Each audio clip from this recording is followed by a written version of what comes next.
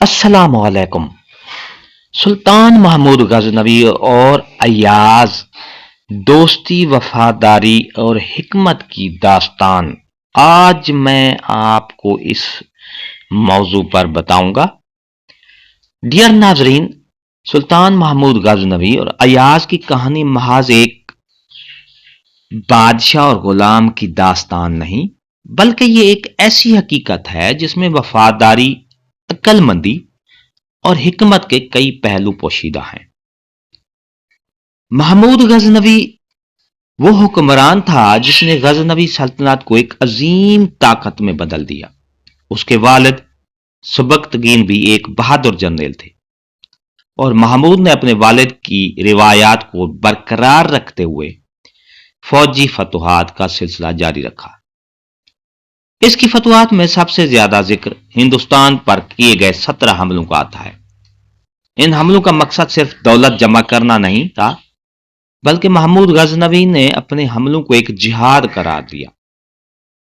उसने सोमनाथ के मशहूर मंदिर को तबाह किया और बेशुमार दौलत अपने साथ ले गया। उसकी हिकमत अमली, जुर्रत और क़ियादत की वजह से वो एक नाकाबिल शिकस्त बादशाह बन गया। अय्याज गुलाम से करीबी मुशीर तक का जो सफर है वो कैसे हुआ? अय्याज क्योंकि गुलाम था, अय्याज का ताल्लुक तुर्क गुलामाने के एक आम खानदान से था।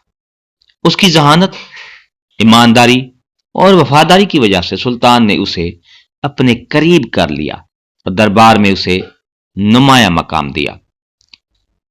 महमूद गजनवी के दरबार में बहुत से सरदार और वज़रा मौजूद होते थे, मगर सुल्तान ने हमेशा अय्याज को ज्यादा इज्जत दी, जिसकी वजह से दूसरे दरबारियों में हसद पैदा हुआ। बाद लोग सुल्तान को तंजिया कहते कि ये तो बस एक गुलाम है, आखिर इसमें ऐसी क्या खास बात है जो हम सब में नहीं। सुल्तान महमूद ने इस एतराज का जवाब देने के लिए एक हिकमत भरी तरकीब सोची। क्योंकि दरबारी जो है वो अय्याज से हसद करते थे, तो एक बार सुल्तान ने तमाम वजीरों और सरदारों को अपने दरबार में जमा किया और हर एक को हुक्म दिया कि वो अपने कमरों में जाए और जो कीमती चीज भी उसे नजर आए चुपके से उठा कर ले आए। सब दरबारी अपने अपने कमरों में गए और कीमती हीरे, सोने के बर्तन, कीमती लिबास और दीगर नवादरात लेकर वापस आ गए।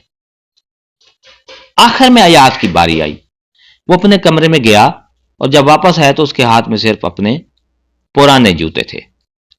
सुल्तान ने हैरानी से पूछा, अय्याज, तुम्हारे पास कीमती चीजें थीं, लेकिन तुमने पुराने जूते क्यों उठाए? अय्याज ने अदब से जवाब दिया, सुल्तान आलीशान, मैं एक गुलाम था और आपने मुझे इज्जत, मकाम और मोहब्बत दी, मगर ये पुराने जूते मुझे याद दिलाते हैं कि मैं कहां से आया था, ताकि मैं गरूर में मुब्तला ना हो जाऊं और हमेशा अपनी हकीकत को याद रखूं। यह जवाब सुनकर सुल्तान महमूद ने दरबारियों की तरफ रुख किया और कहा, यही फर्क है तुम सब में और अय्याज में। वो मेरी दी हुई इज्जत, मकाम को गरूर में बदलने की बजाय आजिजी के साथ कबूल करता है, इसीलिए मैं इसे तुम सबसे ज्यादा अजीज रखता हूं। अय्याज की दयानतदारी और अदल ने महमूद गजनवी को बहुत मुतासिर किया।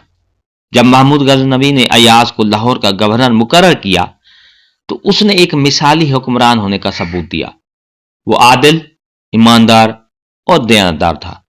उसके दरवाजे हमेशा आम लोगों के लिए खुले रहते और वो हर एक के मसाइल खुद सुनता। एक मशहूर वाकया, अय्याज ने जब एक अदालत लगाई, एक दिन एक गरीब शख्स बादशाह के दरबार में फरियाद लेकर आया। एक ताकतवर शख्स ने उसकी जमीन पर कब्जा कर लिया। सुल्तान ने यह मामला अय्याज के सुपुर्द किया।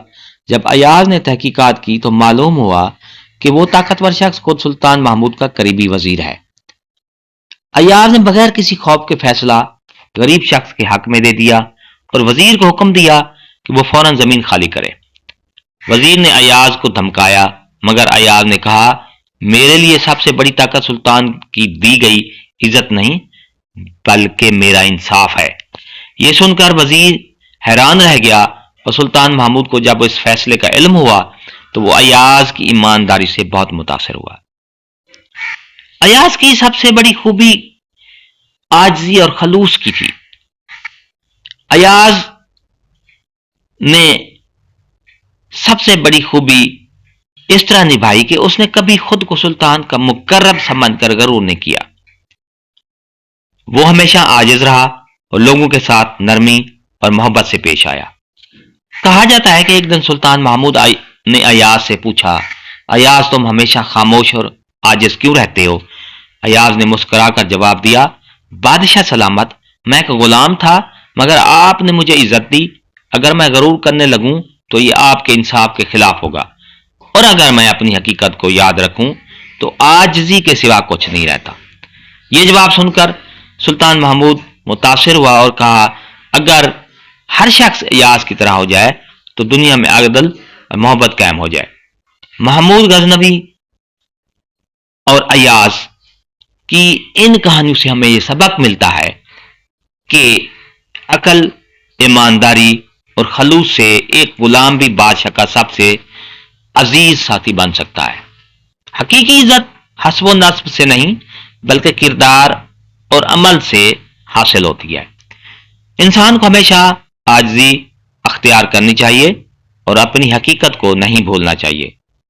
ڈیئر ناظرین، اگر آپ کو یہ ہماری ویڈیو پسند آئی ہے تو لائک کریں، سبسکرائب کا ریڈ بٹن آپ کے بالکل سامنے، اس کے ساتھ بیل آئیکن کے بٹن کو لازمی پریس کیجیے گا۔